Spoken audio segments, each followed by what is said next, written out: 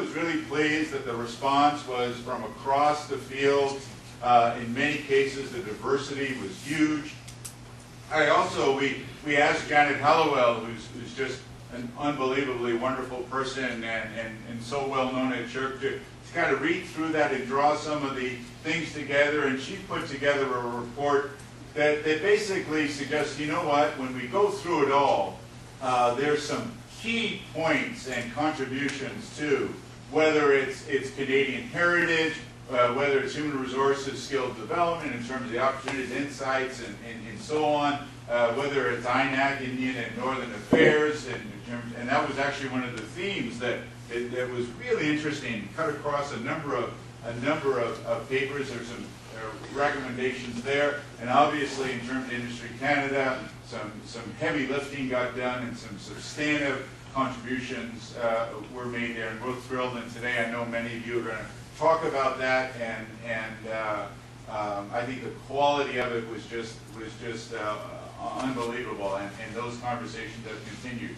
We haven't stopped, and I want to emphasize in terms of the strength, and then I'll close. The strength in terms of how increasingly our fields are being reinforced, are being really advanced, and it's been wonderful to see how universities, for example, have used programs like the Canada Research Chairs program to advance digital work across the social science and humanities. You know, that I could just tool through this on and on. So many examples, so many faces, including folks in this room, and I think that it's been really neat to see how that's been happening. Also, we've been thrilled to see initiatives like GRAND, which is a wonderful new network of Center of Excellence program that many of you are involved in.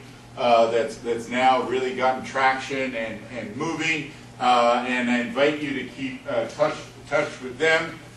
Again, this is going to be a really world-class effort to bring together some of the strength from across the country and really optimize, I think, and ratchet up how Canada is helping the world come to grips with the digital age.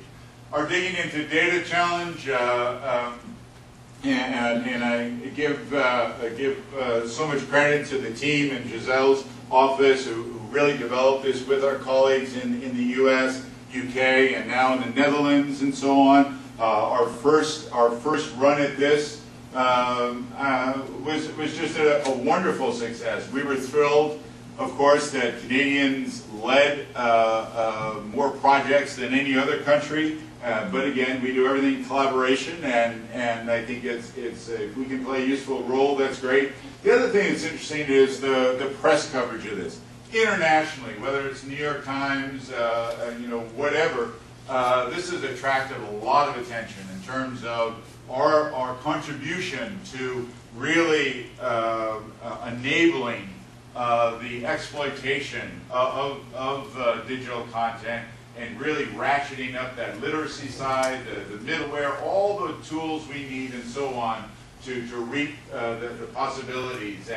And I think it's the potential for really enhancing our understandings of people in the past and present, human thought and action, and how that relates to the material world has just been phenomenal. We're doing the next launch of this. The deadline's coming. There's an event in Washington, D.C., the 10th, I guess, of June, 10th, 11th of June. A number of you will be there. Colleagues, again, from the U.S. and Europe and so on, coming together. Tom Jenkins will be speaking at that. Microsoft will be there. A wonderful event, and stay tuned, and we're just looking forward to participating in that. I want to close with just a couple of cautionary notes, because I know I sound very enthusiastic, promotional, very positive, and so on, but I'm aware that we have some things to deal with, and I'll just mention 5 this morning. I know today others will arise. I continue to be interested in the lamppost phenomenon in terms of how we measure, how we think about all this. I think a lot of the metrics on this in terms of the importance of what we're doing, how we evaluate that and so on, is an issue. We've learned in terms of thinking about issues like innovation and so on, that we really should stop counting patents, and there's some things, a lot of those bibliometrics are just not where they need to be, and on and on. But we have a real role. How do we think about this age? How do we think about what we're doing? And what would be some metrics to wrap around that?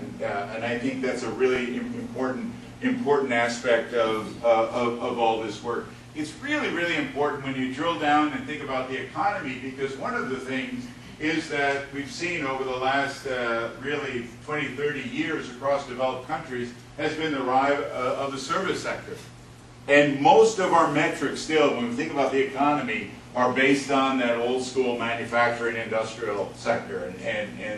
And wrapping our heads around the service sector, for example, is a huge issue. The metrics on it are not where we need them to be. And that is really important because so much of the ICT, so much of our work, in fact, ends up in this sector, as well as obviously the rest of the economy. So I think our ability to recognize that the economy today is not the economy of the 19th and 20th century by any stretch, and we have to think about that in ways that are profoundly different, and I think has big implications for what we're up to. Similarly, I think we still have this continuing issue of building upon diverse ways of knowing. We see this, I was talking about this at the Grand Conference, for example. For a few centuries, we've basically developed two groups, those that like words and those that like numbers. And I don't know where that division happens, it's around grade 7 or something, and this is not good. I think in the new world now, we need to really embrace what we've learned in our fields, and that is, semiotically speaking, words and numbers are representations in very, very similar ways and so on, and our ability to manipulate them, to think about them, and so on, and everything is inherently qualitative and quantitative and so on, and we need to get much more sophisticated in terms of how we think about this, and I think we have something to contribute to all this, and my sense at least is that it has big implications for our curriculum and so on. You look at the GRAND project, for example, and the wonderful work that's underway now in terms of getting the vocabulary, getting ways to talk across fields and so on for the mutual benefit of that enterprise, and that's happening in many projects. It's not happening enough, and I think we got to work on this in a very, very big way. There are also issues around intellectual property. I know we're making advances on this, but I don't think I think there's a lot of work left to be done on this. The whole question around the protecting on the creative side but at the same time on the open side and so on. I think we've got work to do on that.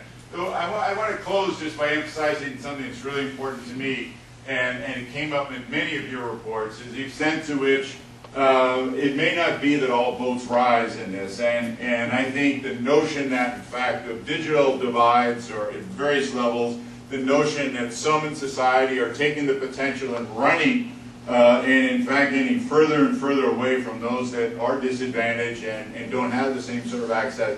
And we know, those Gini coefficients in developed societies and so on, they're getting worse over the last 3 or 4 decades.